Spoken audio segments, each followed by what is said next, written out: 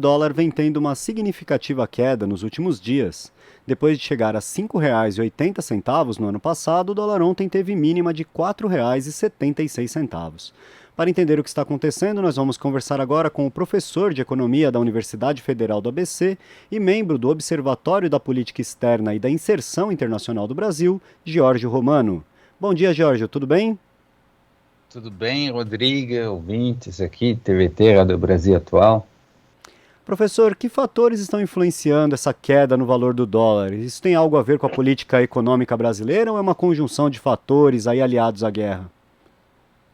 Então, essa é uma questão bastante complexa. Início da conversa, não há queda do dólar, a valorização do real, são coisas diferentes, porque o dólar, ele é a moeda internacional. Ele não está caindo com relação ao ien, a moeda japonesa, e nem com relação ao euro, a moeda europeia. Então, estamos falando do real, e não do dólar. O que está acontecendo com o real? Isso é muito curioso, porque nós estamos diante de dois fatos concretos, que é a guerra na Europa, na Ucrânia, e dois, e tudo que isso envolve, das sanções, das crises que isso provoca, e dois, aumento dos juros nos Estados Unidos, os juros básicos pelo Banco Central, o FED, nos Estados Unidos. Normalmente, o que se espera aqui no Brasil, quando você tem uma turbulência, uma crise internacional, os mercados financeiros entram em pânico, ficam nervosos, e vão atrás, vão ter um comportamento chamado aversão ao risco, porque tudo fica muito incerto. Então, o capital financeiro, curto prazo, ele sai dos países chamados emergentes, entre os quais o Brasil, onde eles têm grandes aplicações, e ao sair do Brasil, eles trocam seus reais, compram dólares, e você tem que ter exatamente uma desvalorização do real. Então, esse é o primeiro fenômeno. Vou voltar a isso. O segundo fenômeno é que tem aumento dos juros nos Estados Unidos. E isso também, normalmente, que se espera no Brasil, que isso faz com que o diferencial dos juros, a diferença entre os juros aqui e nos Estados Unidos diminui, que aqui os juros são muito mais altos, então atrai o capital financeiro. Se você tem aumento de juros nos Estados Unidos, normalmente se espera, então, que há uma saída também de capital financeiro do Brasil, que novamente deveria gerar uma desvalorização do real. Então, a gente tem que explicar aqui por que nem a crise internacional, nem o aumento do juros nos Estados Unidos provoca uma desvalorização e, pelo contrário, absolutamente inédito, o Brasil, justo nesse contexto, o real está se valorizando. Vou explicar os dois fenômenos, mas antes disso tem que estar claro que não é que o real está forte. Lembra que o real começou R$ 1. Nós estamos falando de 5. Agora, assim, se valorizou mais, então passou a barreira psicológica de $1, R$ 5, e a gente está comparando com o ano passado, a gente está comparando com a realidade durante Covid, quando o dólar estava aí entre 5 e 6. Então, a gente está falando de 6, $1, R$ 6, foi para 5. Mas isso estava muito alto, então ainda 5 é alto. Bom, então vamos lá. Crise internacional, guerra. Por que o setor financeiro, os mercados financeiros, o capital financeiro não saiu do Brasil diante do fenômeno da lógica da aversão ao risco? Então vamos para Porto Seguro, o dólar, o ouro. Isso não está acontecendo por dois motivos. Porque o capital financeiro, por incrível que pareça, não entrou em pânico diante da guerra da Ucrânia. Não entrou. né? A população está em pânico. As populações dos países vizinhos também, mas o capital financeiro não. Por quê? Porque ele sabe que tem duas coisas, que mais ou menos, apesar de tudo, né, eles seguram as pontas, que é, Rússia tem um arsenal nuclear, logo, a OTAN não vai entrar com tropas, logo, a guerra, por mais que suscita muitos problemas e crises, ele não vai fugir do controle. 2, a Europa, se quisesse, poderia acabar amanhã com a guerra, simplesmente não comprar mais gás, carvão e petróleo, que é a fonte principal da receita russa. Mas ele não pode fazer isso, né, pelo mesmo motivo, quer dizer, a mesma lógica que ele não pode entrar com tropas na Ucrânia, porque você tem um enorme risco de se autodestruir. Se a Europa hoje não tem por onde substituir. Então, diante desses fatos, o setor financeiro ele está fazendo o quê? Ele vai atrás de oportunidades. Ele tem um comportamento oportunista, não de pânico. Ele saiu da Rússia, evidentemente, diante das sanções, saiu da China, porque é muito incerto para o setor financeiro como a China vai se movimentar e talvez as sanções vão atingir também a China, está aumentando o clima, os Estados Unidos estão falando um monte de besteira contra a China também, então melhor sair da China. E, normalmente, quando tem saídas emergentes, eles saem de todos os emergentes de uma vez, inclusive do Brasil. Quando em 1998, lá no governo Yeltsin, na Rússia, o Yeltsin não pagou a dívida e aí os juros que ele tinha que pagar sobre o serviço da dívida, isso imediatamente impactou o real.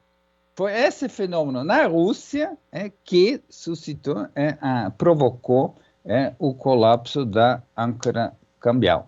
Aí o dólar começou, enfim, o real teve uma enorme desvalorização. Então, esse impacto direto nós vimos muitas vezes, também de novo na crise financeira, na década de 90, depois em 2008, num momento. Agora não, ao contrário, o setor financeiro, pelo jeito, eles estão mais sofisticados, estão diferenciando. Você tem que sair da Rússia, vou sair da China, mas eu vou entrar no Brasil. Está entrando capital financeiro no Brasil. Então, a gente tem que entender por que, no meio dessa crise, turbulência, está entrando no Brasil e ainda no momento que os juros dos Estados Unidos estão aumentando. Então, é um fenômeno para uma aula de economia, porque é algo inédito, porque normalmente, diante desses dois fatos, aumento de juros dos Estados Unidos, crise internacional, o capital sai do Brasil e tem uma desvalorização.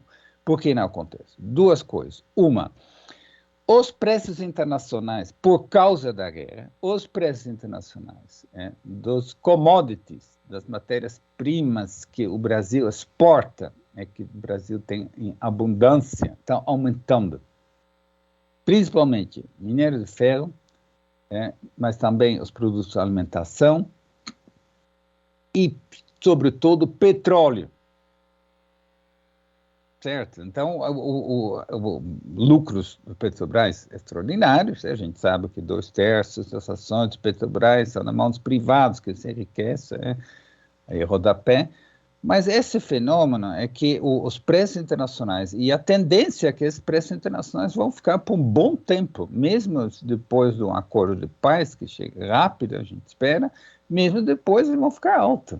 Então, o setor financeiro que está procurando, que não está em pânico, que está procurando as oportunidades que a guerra provoca de lucrar, ele vem para o Brasil.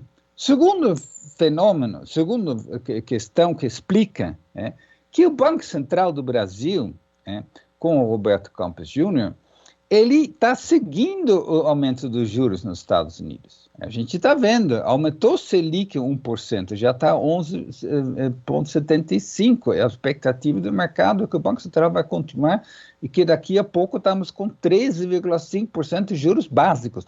Ou seja, ele está neutralizando o impacto do aumento dos juros nos Estados Unidos, mantendo o diferencial de juros altos, mantendo o Brasil interessante para os fluxos financeiros. Então, por esses dois motivos, nós estamos diante de algo novo no Brasil, que o setor financeiro reage de forma diferente. Então, alguém pode dizer, então o Brasil está bem. Pois é, estranho, né? O povo está mal pra caramba, o preço do petróleo está lá em alto, o preço do alimento está lá em alto, mas o Brasil é muito bom para o setor financeiro. Tão bom que o pessoal sai da China e entra no Brasil. Professor, desculpa só interrompê-lo rapidamente, porque queria aproveitar justamente esse comentário que o senhor fez agora, dizendo que isso então mostra que o Brasil está numa boa situação. Eu queria que o senhor explicasse, por favor, como que isso impacta a economia brasileira. A gente vai ter alguma melhora nisso? Isso pode reverter em queda na inflação, alguma coisa assim? O que essa valorização no real vai trazer, na realidade, para o povo brasileiro? Sim. Veja, sem dúvida, é melhor do que uma saída brusca do capital financeiro. Uma saída brusca do capital financeiro gera pressões inflacionárias, gera desvalorização, logo pressões inflacionárias, e quem paga a conta é o trabalhador brasileiro, mais uma vez seria. Então, diante disso, é um alívio, não tem dúvida, é um alívio para o Brasil, é um alívio para o povo brasileiro, só que a gente não está aproveitando dessa situação para resolver a questão do povo, porque o governo não quer. O mercado não faz, a gente sabe. O mercado não está aí, o mercado está aí, o capital financeiro vem aqui para lucrar, não vem para resolver os problemas do povo brasileiro. Exemplo, se o Brasil atrai o setor financeiro, porque ele é uma potência de produção alimentar, uma potência energética, ele exporta, um grande exportador, se tornou um grande exportador de petróleo, graças à aposta no pré-sal lá, desde o segundo governo Lula, você tem, então, você pode dizer, bom, então vamos aproveitar para controlar os preços para o trabalhador brasileiro. Porque o trabalhador brasileiro tem que pagar mais, tem que ter o impacto enfim, o gás da cozinha, a gasolina, depois isso tudo tem repercussões sobre outros preços de alimentos. Ou seja, isso tudo garante a lucratividade que atrai esse capital financeiro, e isso resolve o problema deles. E resolve, é um alívio. Só que o governo insiste em manter uma lógica do mercado, que a gente precisa aqui seguir os preços internacionais, e o pessoal exporta e não se preocupa com o abastecimento, no caso alimentos, aqui a preços acessíveis. Então, aí essa contradição que tem a ver com política do governo. Pois é, professor. Claro que é uma questão complexa. Sim, é bastante então, assim, complexo. De um lado, mesmo. A gente tem que dizer, é um alívio, essa é uma coisa nova na história econômica do Brasil, o capital financeiro soube diferenciar a situação do Brasil de outros emergentes. Eu não me lembro o momento que o capital financeiro sai da China e entra no Brasil. É um alívio, mas infelizmente não há políticas, isso não sinaliza uma melhora da situação do povo brasileiro. Seria pior se o capital financeiro bruscamente sai. Aí eu quero falar rapidinho uma coisa, por que o Brasil é tão sensível? Dessa vez a gente, vamos dizer, tem essa alívio, não é essa saída do capital financeiro, porque é tão sensível normalmente, exatamente que o Brasil tem tudo aberto, então há portas abertas, o capital financeiro entra e sai, outros países têm certo controle, que chama de controle de capitais, o gerenciamento da conta do capital, enfim, hoje a gente pode dizer, não precisa, porque o pessoal não está indo embora, mas continua uma discussão. Que era um outro fenômeno, na verdade, eu falei da crise internacional, que normalmente provoca aversão ao risco, significa saída do capital financeiro, e isso teria significado desvalorização do real. falei dos juros dos Estados Unidos, mas tem uma terceira coisa que eu esqueci de falar, que é o fenômeno Lula, o efeito Lula. Lembra de 2002? O capital financeiro foi embora do Brasil. Agora estamos em março, na época foi em junho, etc. Então, vamos ver. Mas por quê? Porque estavam com medo do governo Lula, e aí achava que isso ia complicar a possibilidade de lucrar no Brasil. Que o Lula vai totalmente apostar, mudar tudo de uma vez. Então, isso também não está acontecendo. Há sinalizações, falas de setores do mercado, representantes desse mercado, que o mercado financeiro já mais ou menos, em termos do mercado, precificou, já incluiu nos seus cálculos uma vitória do Lula. Então, por quê? Porque eles já sabem agora, o Lula já governou 8 anos, eles viram que o Lula é uma pessoa extremamente responsável, que pensa os interesses do povo brasileiro, mas grande surpresa, ao defender o interesse do povo brasileiro, como diz o Lula, colocar o povo no orçamento, você aumenta a demanda total da economia, que isso também é bom para vários setores econômicos. Então, é isso que, na minha opinião, o Lula, vamos dizer, testado, e, portanto, não gera. Mas é cedo, a gente não sabe o que vai acontecer, é claro que o pessoal está acompanhando todas as falas do Lula com atenção, e uma questão importante aqui é a fala do Lula que ele vai acabar com essa palhaçada de obrigar o trabalhador brasileiro a pagar preços internacionais pelos derivados de petróleo, o tal da política PPI se chama, paridade de preço de importação, porque a gente importa derivados, a gente exporta petróleo, porque o governo Temer e Bolsonaro interromperam a expansão da capacidade de refino. Então, esse é um atestado de subdesenvolvimento, você exporta petróleo por preço X e importa derivados por preço X mais Y. Então, é pouco, a gente importa pouco derivados são gasolina, diesel, etc., que são, mas é o pouco que estabelece o preço, esse preço alto. A gente teria que considerar que o custo de produção está bem abaixo de $10 por barril.